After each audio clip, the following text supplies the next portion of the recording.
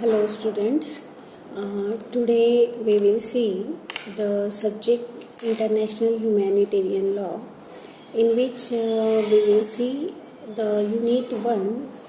Earlier in this unit we have already studied the role of Red Cross Society in the establishment of humanitarian law, international humanitarian law. Then we also seen the different principles of Red Cross Society, and then we also started the contribution of classical writers, history of Red Cross, and Geneva Convention of 1864 for amelioration of the wounded soldiers in the land army. Now let us see the St. Petersburg Declaration in 1868. We will see the St. Petersburg Declaration of 1868. So what we have seen till today, that was the laws on international humanitarian law, and that can be divided into two branches. આપણે જે અત્યાર સુધી international humanitarian લોમાં red cross સોસાયટીનો role અને Geneva convention વગેરે જોયું, એને આપણે આમ જોવા જઈએ તો એના બે સેગમેન્ટ કહેવામાં આવે છે. એક તો છે કે જેનેવા કન્વેન્શન જે છે એ ફર્સ્ટ બ્રાન્ચ કહેવામાં આવે છે, તે જેનેવા લો, અને બીજી બ્રાન્ચ જે છે એ હેગ કન્વેન્શન છે. આમ જોવા જઈએ તો એમાં કંઈ ડિફરન્સ જેવું નથી, પરંતુ એક એરા છે, એટલે કેવી રીતે ડેવલપમેન્ટ થઈ અને ઓરિજિનેટ થયું.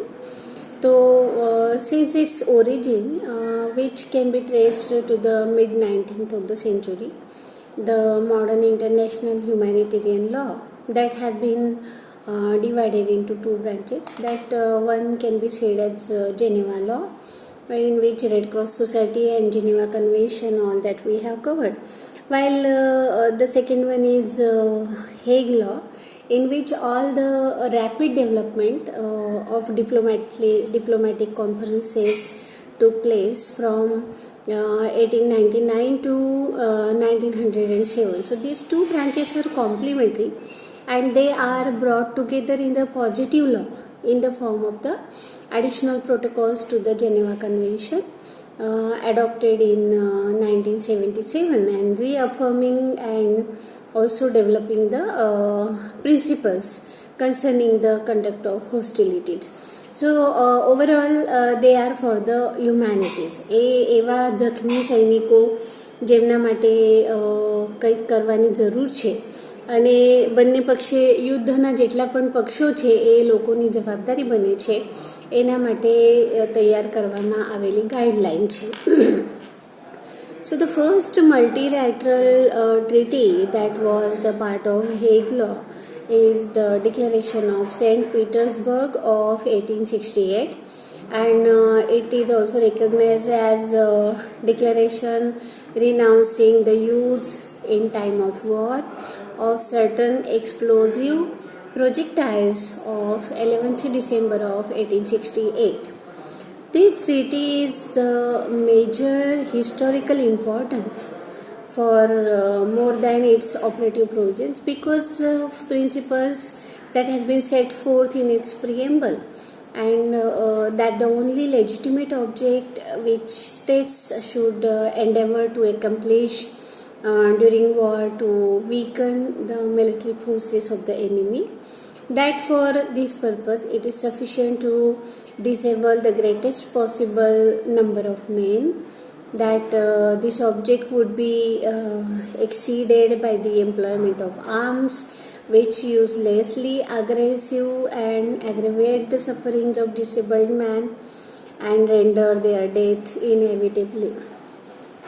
So the two major humanitarian principles which govern prohibitions and restrictions on the use of weapons were already present in that weapons must only target combatants, and that they must not cause superfluous injury.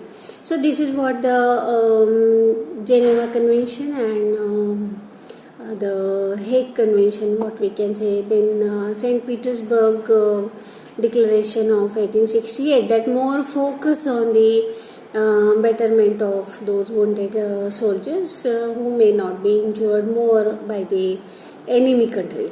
So after the First World War and the use of chemical weapons during this war, those cruel weapons which are incapable of respecting the principles of distinction between civilians and combatants were studied, and since that time there has been movement towards a ban on chemical and biological weapons, or bacteriological as they were known at that time.